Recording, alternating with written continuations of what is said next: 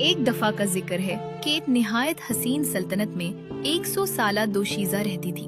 وہ ایسی بے مثال خوبصورتی کی مالک تھی کہ شہزادیاں بھی اس کے حسن کے آگے ماند پڑ جاتی۔ اس کا چہرہ یوں دمکتا تھا جیسے کسی شہزادے کے تاج میں جڑا ہوا زمرد چمک رہا ہو۔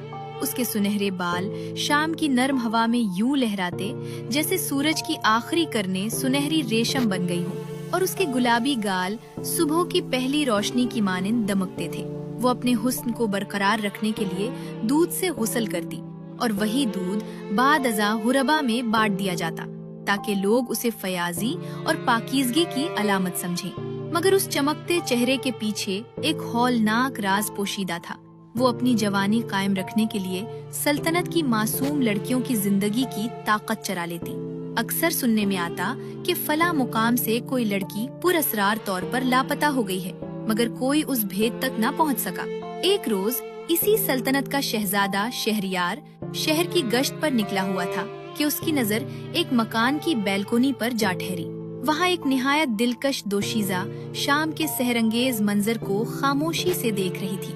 شہزادہ پہلی ہی نظر میں اس پر دل ہار بیٹھا، اور بغیر یہ جانے کہ وہ کون ہے اسے اپنا بنانے کا عہد کر لیا۔ رات بھر وہ اپنے خزانے میں بیٹھا رہا اور سب سے قیمتی جواہرات تلاش کر کے ایک دلکش لاکٹ تیار کروایا۔ اگلی صبح اس نے استبل کے سب سے اعلیٰ نسل کے گلابی گھوڑے کا انتخاب کیا، اس پر سوار ہوا اور اس پراسرار حسینہ کے گھر کی جانب روانہ ہو گیا۔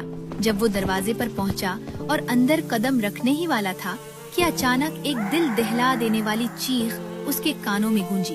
شہزادے نے کھڑکی سے جھانکا تو اس کی آنکھیں حیرت سے پھیل گئیں۔ وہ حسین دوشیزہ دراصل ایک بھیانک روپ میں تھی اور ایک بے بس لڑکی کی زندگی کی طاقت چھین رہی تھی۔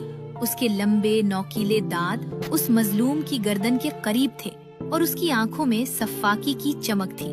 شہزادہ شہریار نے اللہ اکبر کا نعرہ بلند کیا اور تلوار سونت کر حملہ کر دیا، مگر حیرت انگیز طور پر وہ حسینہ دھوئیں کا بادل بن کر فضا میں تحلیل ہو گئی۔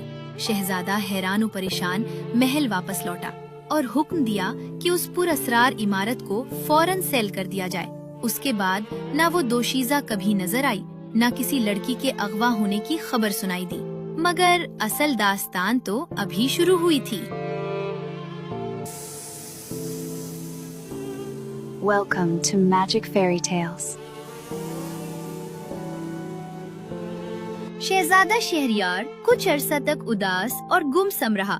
اس کے دل پر اس پراسرار واقعے کا سایہ منڈلاتا رہتا، مگر وقت ایک خاموش